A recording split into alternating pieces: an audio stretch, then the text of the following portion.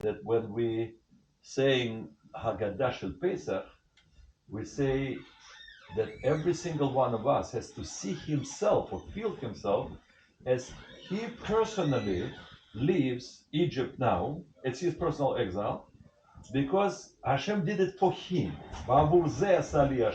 Hashem did it for me. So I said that we need to feel that Hashem does it for me, not just for them, not for the thousands of years ago. Hashem did it for us to take us out of Egypt. So that is like my personal story. And I also mentioned that today is a horrible war going not between Ukraine and Russia, Russians occupying and killing and murdering and whatever else they're doing. But the question is, like, if I speak to my friends in Ukraine, and by the way, many Russians who stand against war in Russia, risking their lives basically there, including very courageous person who's Borov Gorin. I don't know if you know who's Borov Gorin. Anybody knows the name Borov Gorin? Borov Gorin is like basically the head of the Jewish Federation of Russia. He's a religious Jew. He is the head of the Jewish Tolerance Museum, basically like Holocaust Museum, editor of the like L'Chaim magazine, and like a spokesman. And he was very outspoken about on the social media what he feels about this war. But anyway, even though there are those years, but when I speak to those people who cry about this current situation, and we ask what good can come out of this, if there's anything good about it. So let me ask you now, if anybody can say if there is anything good about the war between Ukraine and Russia,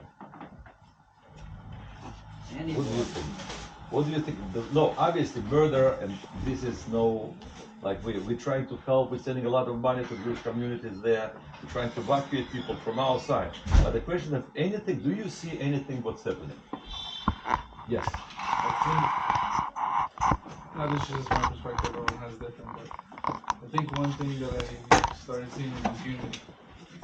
Unity of who? Unity between different cultures of Russians and just coming together, no one's like fighting. Well, no one in the store is fighting, oh, this is my line, this is my cut. You talking about here in America or there?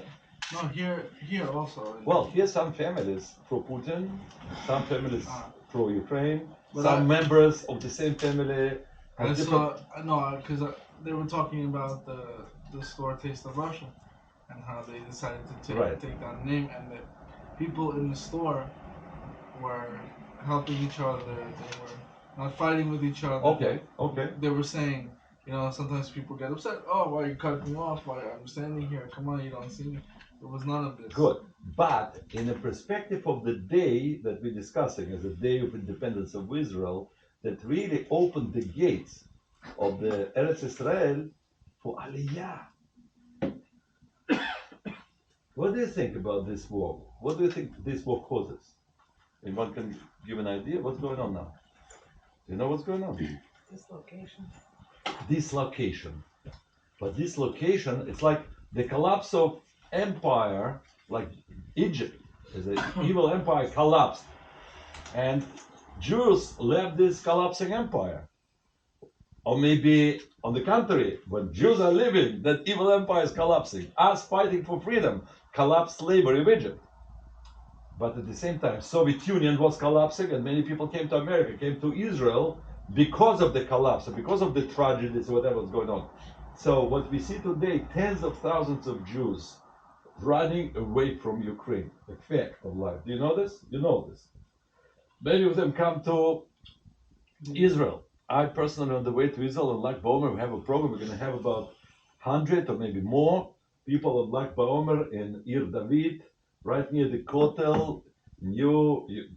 Young people that came recently from Ukraine, and some came from Russia for the same reason they're running from Russia as well. So we have, in a way, unprecedented aliyah of those people, because if those people would continue living the way it was, everything would be the same. But maybe Hashem has a plan. Whatever the reasons why they're fighting is their hashgacha, their history. But for us, we see Jews are coming home. I know that there are flights from Moscow. I don't know if you know about that. There are flights from Moscow. There are urgent flights of Jews living in Moscow. Flight after flight people getting and running away. And when I asked one of our friends here, who was worried about her mother, and her mother was trying to get on the plane, and she asked me, I think, oh, and asked why your mother's leaving. She said the feeling is that Russia is turning North Korea, and they're gonna close the gates, and there's so much, how to say, like police state restrictions happening, that Jews are scared. Some of the Jews, at least, scared to stay. So some of them choose to get out of Russia as long as they can. So it also provides them an opportunity to get out. So therefore, simply maybe the summary of the story that we can see of the Pesach Seder that we have. I want to share a thought of Maran and open the floor for you, and I wanted you to share your thoughts about today's day and anything else connect, because I wanted to connect Independence Day to my life, because if not Independence Day I would be still in Moscow. I wanted to connect it to current events, because I see also Hashgacha Pratit, the Jews are coming back to Israel. It is an opportunity for us to connect them to the Jewish community, to their Jewish heritage, and also to understand something which may be very powerful and important in our lives.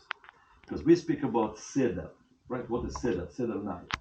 Maral asks, Rebbe asks, like, Seder, to call this night Seder, with speaking about extraordinary miracles, and call this order. Seder means order. How you can call extraordinary with this word order? So one of the answers we hear is that for us Jews, miraculous is our order. We need to learn how to make miracles. And the main order, so to speak, of the Seder, according to Maharal, is not just the words, not just the 4 cups of wine, but the body language. When we take matzah, and then we take maror, and then we make a sandwich.